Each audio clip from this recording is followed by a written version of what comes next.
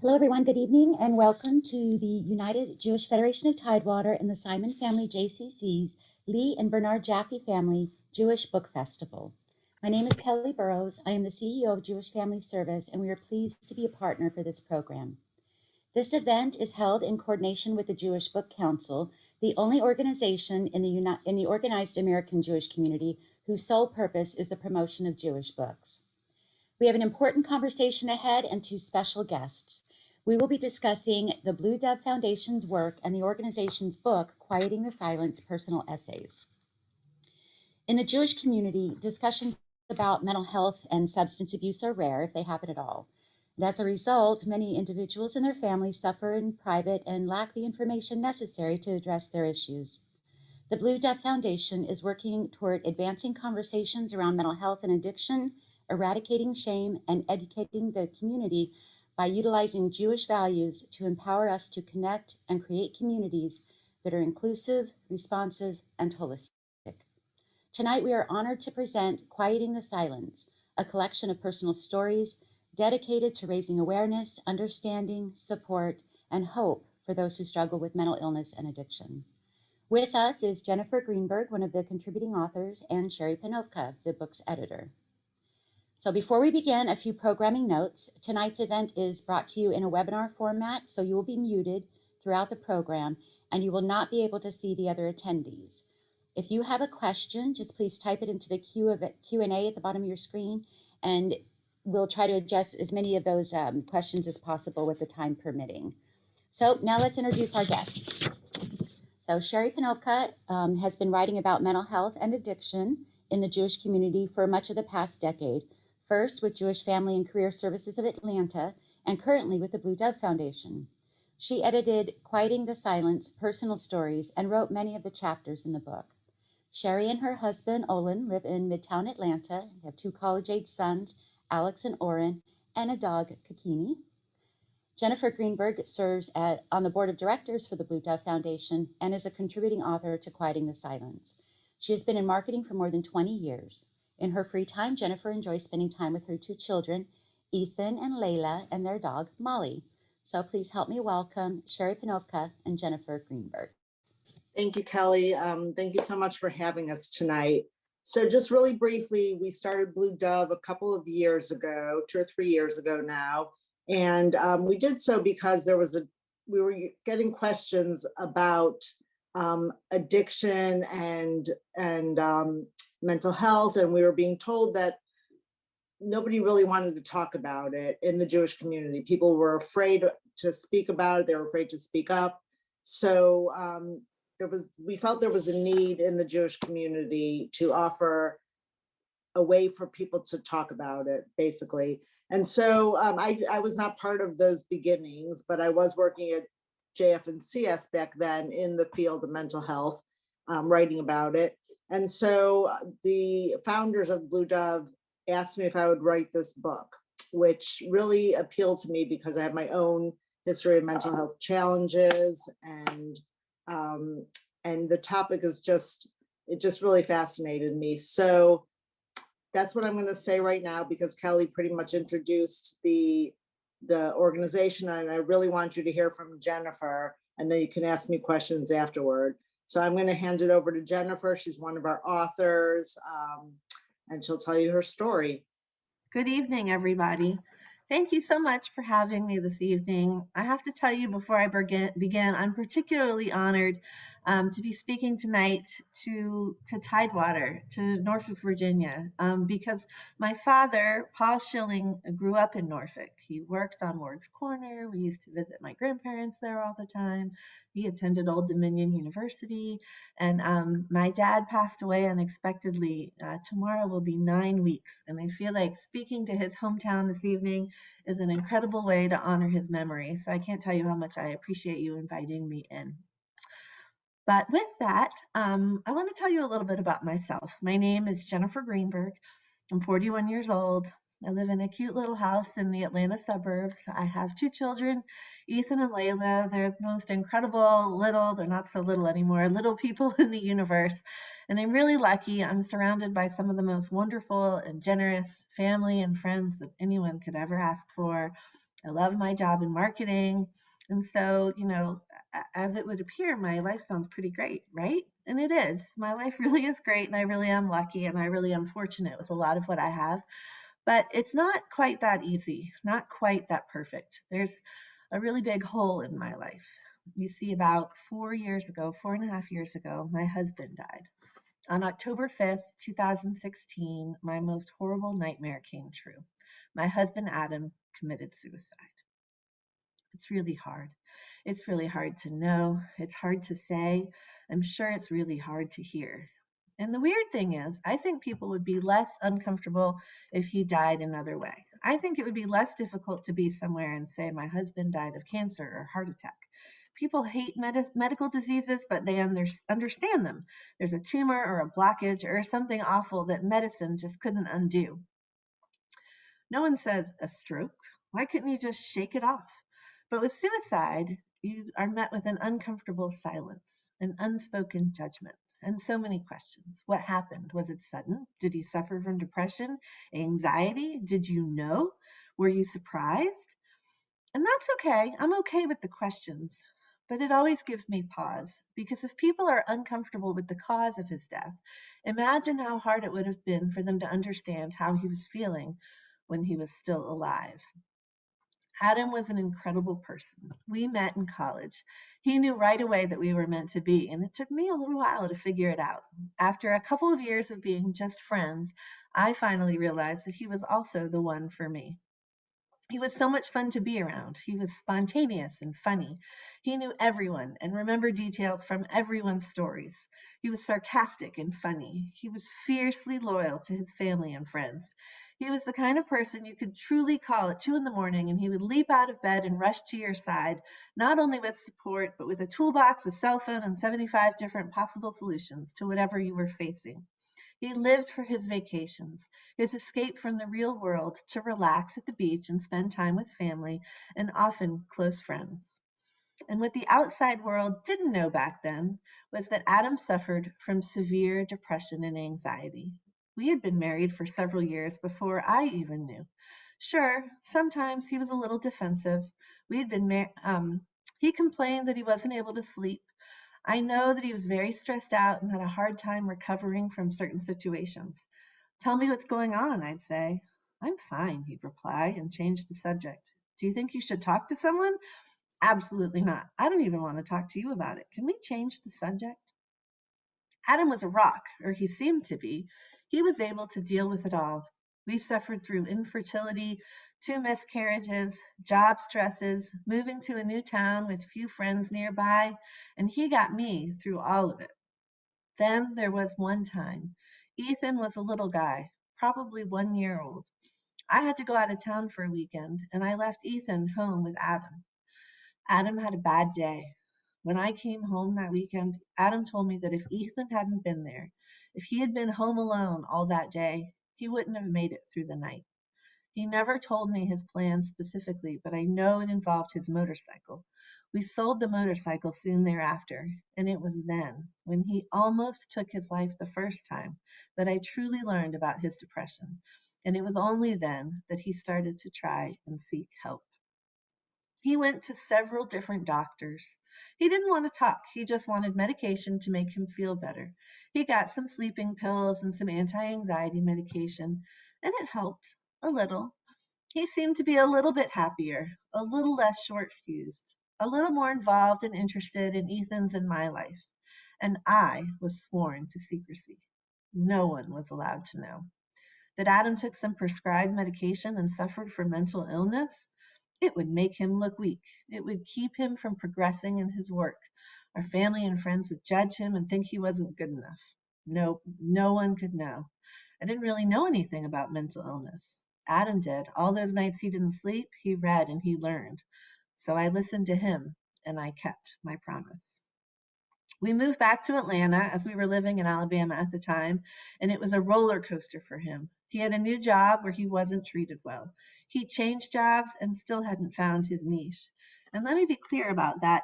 Adam was a dedicated worker and supremely good at what he did. His employees called on him to be a mentor, and he was always the right-hand man for his boss. However, he just wasn't happy.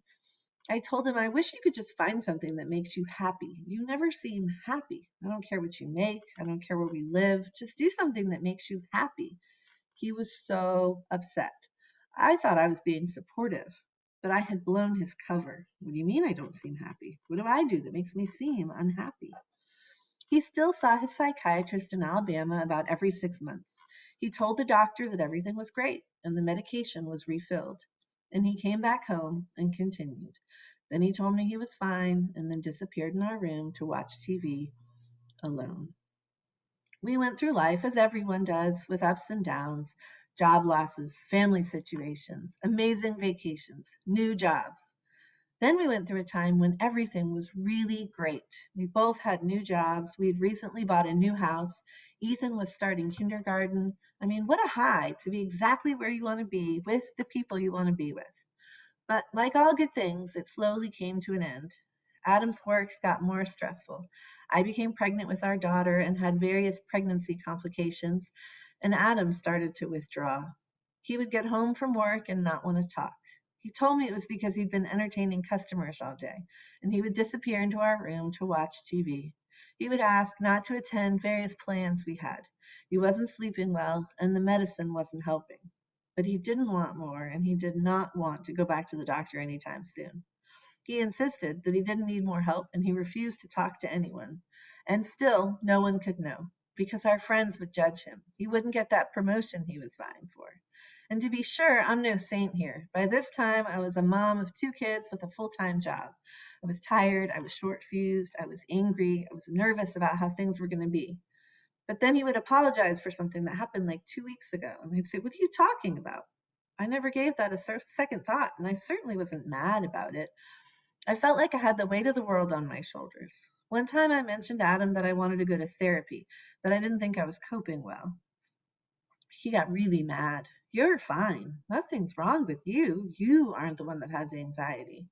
It was really hard. I felt all alone because, on the one hand, I knew I couldn't continue to overlook my stress and occasional sadness and take a back seat to him.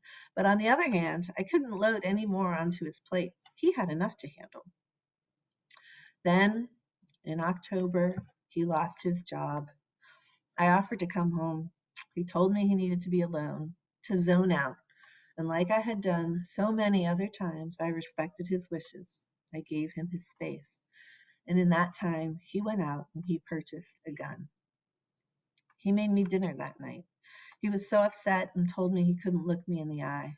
I really didn't know what to say to him either, as I was tired, sad, scared for him, going through all the awful process of looking for a new job, wondering how I was going to help him fill his time without drowning in his depression, worried if we were going to be able to keep the house, keep the kids in daycare, literally how we were going to make it through. And for the way, I was not supposed to tell anybody that he'd lost his job.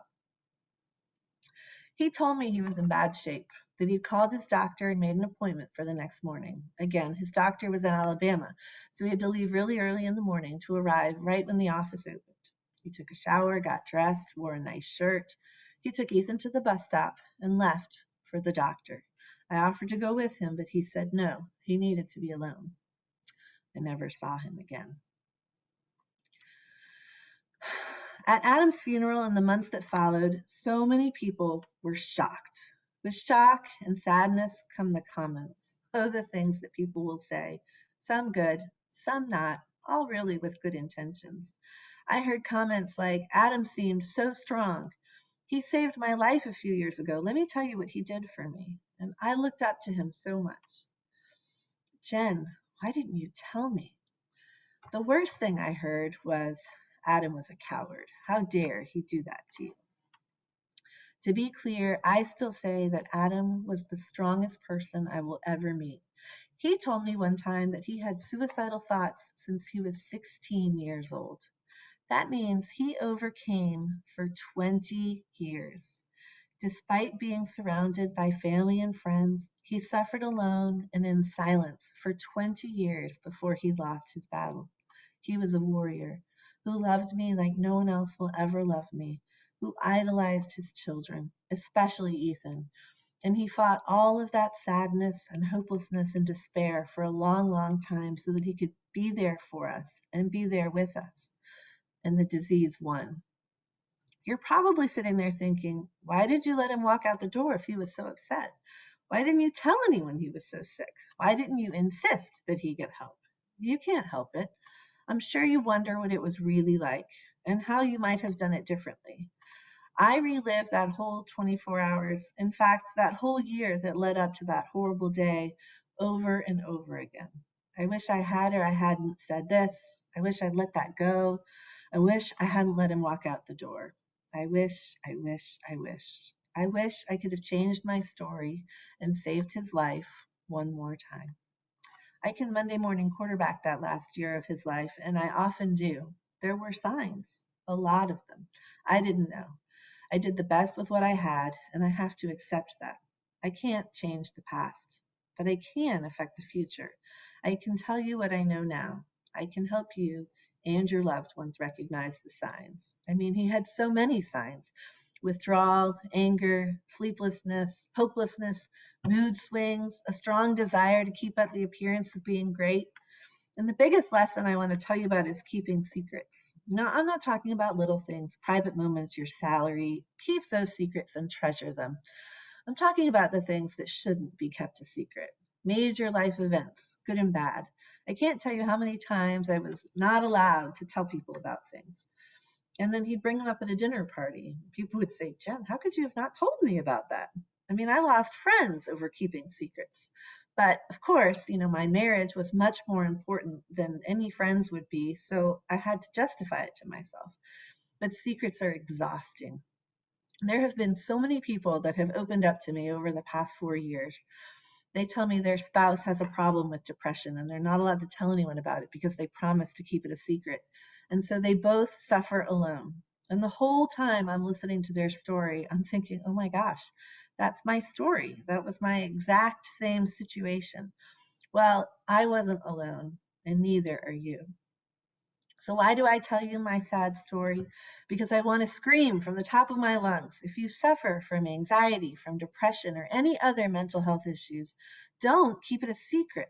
It's not something to be ashamed of. It's not a weakness. It's a disease. Yes, you can ask for help.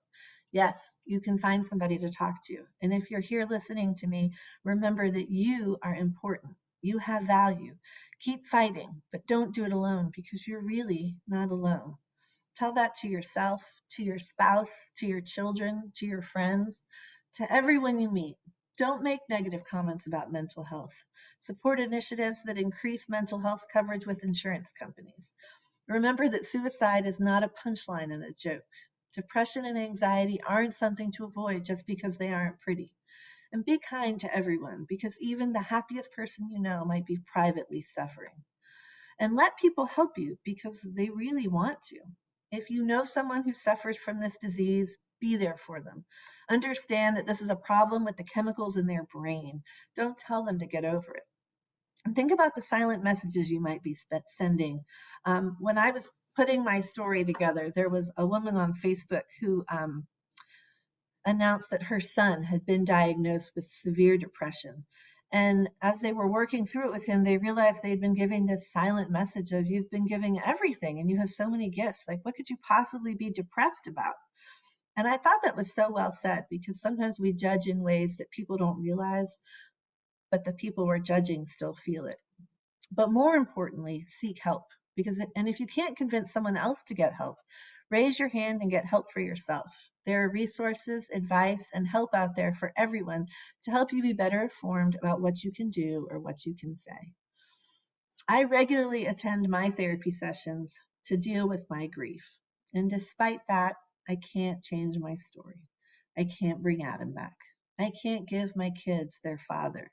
However, there is something I can do. I can change your story. Maybe. There are a lot of warriors out there, probably here tonight. Let's work together and give them some new weapons to fight with. Access to affordable mental health care, a shoulder to lean on with no stigma, no judgment. Let's provide them with what they need so that maybe just one more person has the strength to get through another day, and then another day after that. Thank you very, very much. Wow, Jennifer, thank you. Thank you for sharing your story. Really do appreciate it. You know, you so touching, and to share your vulnerability with us, and to be able to be so honest about it. I know it's very difficult to talk about, and you're right. People would much rather talk about disease than they would about the disease of mental health or mental illness. So, you know, throughout your story, you mentioned, of course, a lot about others asking you why you didn't say anything, and you talk about, you know, being sworn to secrecy and wanting to, you know, keep your promise to your husband, and that those things were more important than your friends. You know, your marriage was more important than your friends, and so you know, that justification of loyalty, you know, and but you're right. Then you were struggling and suffering alone with someone who else was struggling and suffering. And I think that the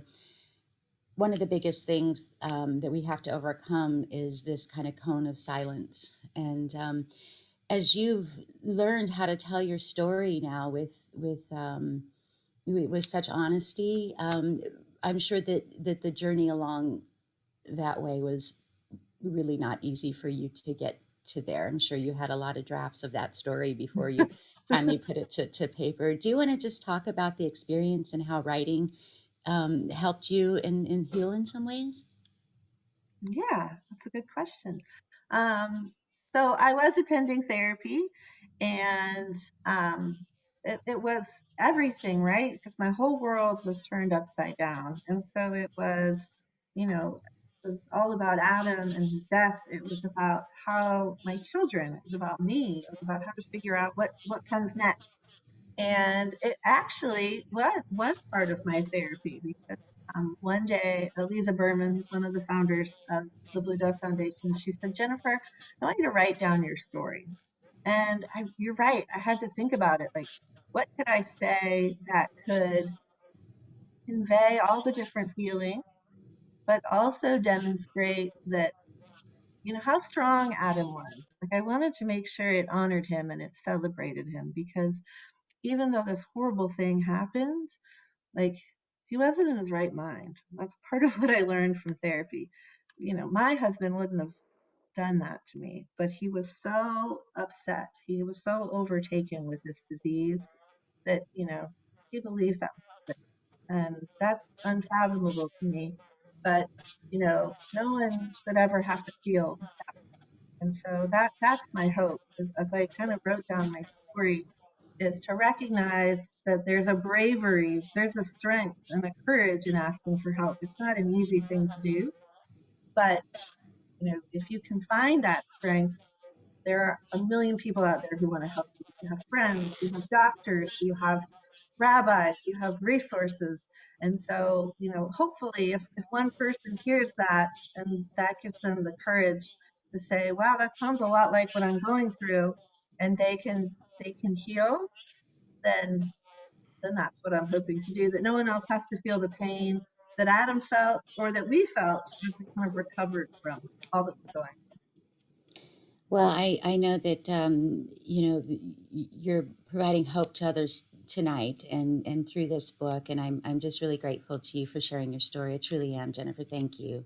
Thank you Thank so you. much. Hey, Sherry, I want to ask you, one of the aspects of this book that really stuck out to me is the idea that we're all connected to one another, and we must be invested in healing and wholeness of others for us all to benefit. And by compiling these stories, you're helping to share the perspectives of others who've been through, or maybe even currently are, still struggling, but who are willing to share their stories. And I'm just curious, what was it like for you to read through so many raw and vulnerable and intense testimonials and stories? What was that process like as the editor? That's a great question. Thank you so much for asking it. When we were, when I was writing the book and editing it, people would ask me how I was able to work on these stories day after day, and were they difficult and depressing? And despite my own tendency for depression, I've always gone through periods of depression since I was very young. The answer is no. I I didn't get depressed reading these stories. I thought each one was so beautiful, and many were really uplifting at the end. I mean, it's true that a couple like Jennifer's for sure were incredibly heartbreaking, but even Jennifer's messages, they were so powerful. And every time she reads, like just now, I always cry because it's such a wonderful ending about how she can't change her story, but she can help others change their stories. And honestly, I loved every single story and I read them over and over. I never got tired of reading them. And each one was, I'd read one and I'd say, this is my favorite. No, this is my favorite. This is my, so no, it was an incredible experience. And I'm so honored that I was able to work on this book. So that's the answer. Yeah. Well, thank you. Sherry really was happy to see in the book a piece on self-care where you, or the Blue Dove Foundation talks about it really comprising of two ideas of intention and time for self-care. And your website says, the work of repairing the world begins with repairing the soul. In healing ourselves, we heal our world, and in healing the world, we bring healing into our own lives. Can you talk a little bit about Judaism's connection to self-care, and why you felt it was important to include that in the book, the self-care themes? So, it's like, you have to have first tikkun hanafesh and then tikkun olam. So you take care of yourself, you repair yourself, and then you repair the world. And even in one of the stories in the book, the one by Alana Fouth, who talks about how she knew she had to repair her own soul before she could then help others and be happy with others. I don't know. I have to be honest, it wasn't my idea to include it in the book. It was Gabby, our executive director's idea, but we talk about it a lot. We talk about this idea of self-care, which is in not just the book, but in lots of our materials. And we always talk about it in the context of Shabbat, because that's an excellent example for self-care that we don't even really think about necessarily. So we as Jews were very lucky that we were given this gift, and whether you see it as a gift or a commandment, we were given this 25-hour period where we can stop, we slow down, we can reflect, on the craziness of the week behind us, put it aside, and work toward the week in front of us. And everyone does it differently. Self-care is different for everyone, and everyone, some people like to be by themselves to take care of themselves and repair their souls. Other people want to be with others, like in Shabbat, you get together with your family, your friends. And you also have these rituals. Shabbat involves rituals, and rituals are important for helping keep us grounded, and giving us the traditions to just sort of help us ease into life, I guess. And so self-care is different for everyone, but the important thing is to establish some kind of self-care practice, and the weekly ritual of Shabbat can be that.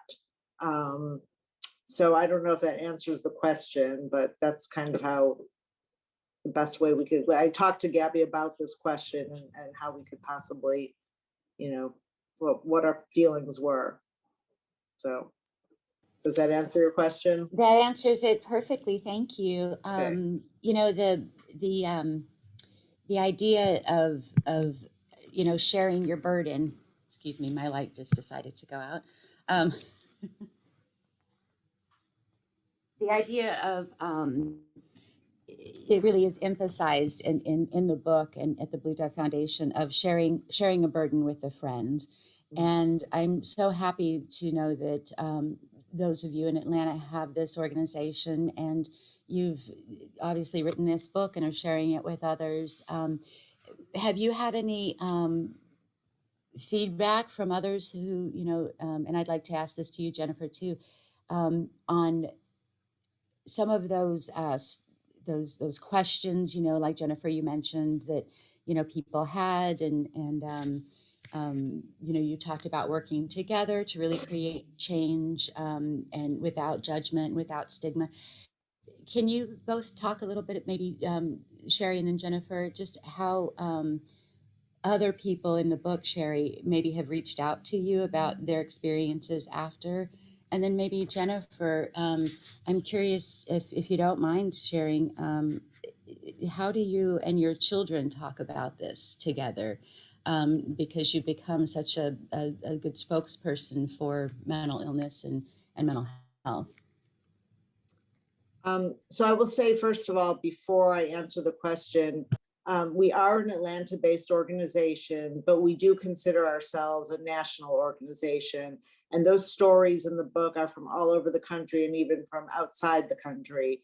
So I wanted to say that first. And the way the stories even came to us, some of them, the people knew us, and they came to, like Jennifer, she's part of our board. So, she was a given, other stories were people I knew who were going through something, or people Gabby knew, our executive director.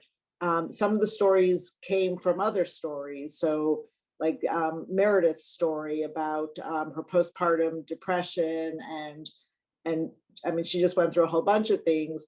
She was telling me about her doula, and she referred to her doula as a man. And I said, how could your doula be a man? And she said, oh, because he was a she before. So that's how I got the story about the transgender, or the transitioning, I guess is what I don't think she's had her surgery yet. He. So that's how I got that story by Josiah. And then as Josiah was telling me about his husband, I mean, that was another story. And it's so interesting because they present as a gay couple, but they're not gay, and it was really hard for Josiah's husband. I'm drawing a blank on his name right now. But so each story came to us in different ways. And I can't speak to their experience once the book came out, but I will tell you that when the book came out, I got phone calls and texts and Facebook messages from friends all over the country, from previous, high school, college. Let me tell you my story. And that just blew me away. So it's really remarkable how this book resonated, and not just with Jewish people, because some of the people who came to me afterward were not Jewish, but yeah, it really made an impact. So. And I think my experience was comparable in that people were reaching out. They were calling me, they were texting me. I've spoken at a handful of events, and afterward, there's always somebody who comes up to me and they have a story. And it's fascinating. It makes it more important for me to continue to speak, because I didn't realize, sadly, how many people were struggling with so many different things. And sadly, there are a lot of people struggling with a lot of different things. And no matter what it is, whether it's addiction or mental health or, unfortunately, grief, there's so many different things that people have to deal with. And regardless of what it is, it's not something that we talk about. It's not something, it's not a Jewish thing to have that problem. And so we just don't. And we all just think we're the only one. And I've come to find out we're not. We all have the things that we have to deal with. And if we can help each other, because I would not have come to where I am without the amazing support from my friends, from my family, from my community, from people I didn't even know, who heard my story, who knew Adam, and they reached out because they couldn't believe what happened. So, that's what I hope is everybody realize you're really not, whatever it is, you're not the only person that's dealing with that. And there are other people who have overcome it or found a way to cope. And so you can too if you speak up. And in terms of my children and my family, I think that's a great question. It's really interesting because, again, before all of this, maybe 11 years ago, when I found out my husband had issues with depression and anxiety, it was never something that was part of my conversations. It wasn't something that I knew a lot about. And now my son, my husband died a week before he turned 7. And so he, ever since he was a little boy, he has been attending therapy. He's been talking about things, and he talks about therapy like, guess what? I get to go to therapy today. And guess what? And it is as normal to him as going swimming or going to the playground. And it's something I'm really proud of. And it takes people back because they'll be like, well, I had to go to play therapy and we did this exercise and I have a lot of anger. And, he just says things. And to him, that's normal. And the same thing with my daughter. She's only 5, so she doesn't understand it in quite the same way. But we celebrate Adam on his birthday. We'll do an orange juice toast to remember him because that was one of his favorite things to drink. When it wasn't wine. But my kids can't drink that yet, so we do an orange juice toast. And so they're very comfortable talking about how they feel. And so, that's something that I'm proud of and that I'm happy for because, they have their own struggles, particularly my son, because he remembers. And the fact that he is in therapy and is proud of it and doesn't hide behind it makes it easier for him to go to people when he's dealing with growing up, when he's dealing with all the other things that life throws your way when you're a preteen. So hopefully that will continue, and they'll grow up stronger, not better for it by any stretch, but stronger for it by any. Well, you're certainly, by your voice and helping to advocate for people to, make parity between physical health and mental health issues, and normalizing asking for help, and with your son going to therapy and things, and that is not anything to be ashamed of. You are definitely helping him to set up a path of being strong and to be able to see his mom as somebody who's strong too. So I'm happy for you, Jennifer, that this is a way that you've taken your story and really made it something to inspire others with. So thank you so much. Thank you. Thank you. So I'm just, this is going to be, I think, the last question. As the two of you have worked together, I'm sure you've, become close friends, I'm guessing, because, how can you have these types of conversations where you don't become close with the person? When these types of events happen, or when we're talking about issues of mental health or mental illness, depression, anxiety, in this pandemic world that we live in, where everybody is very isolated and is probably struggling with things in silence that we don't see because we don't get to have these interactions anymore. I'm just curious if you all have seen more of an increase in people coming and asking for help or reaching out, and just in this kind of, we're not quite post-pandemic yet, but as we're all Mhm. kind of starting to come out of our isolation, I'm just wondering if you've seen more people now who are asking for help, because the statistics tell us that we're going to have a big increase. I think we've seen both. I think we've seen outreach from individual people who want to help, who want to get involved. We've even had people joining our board who have started to learn about the work that we're doing, and Good. based on their situations, they said, I need to be a part of this. I need to help spread the word. And then I think by the same token, there has been a major outreach of organizations who want to educate their communities, who want to learn how to do more. And so I think the pandemic has brought that to light in a way that we've never had to experience before. So, and May is Mental Health Awareness Month, so there has been a lot of programming and outreach going on right now. But come June 1st, it'll still be an important issue, and so hopefully people will continue to talk about it and and ask and reach out and learn more as that continues. Yeah, I want to add to that. When we published the book in January 2020, we had no idea how prescient it was then. We didn't know what was up ahead.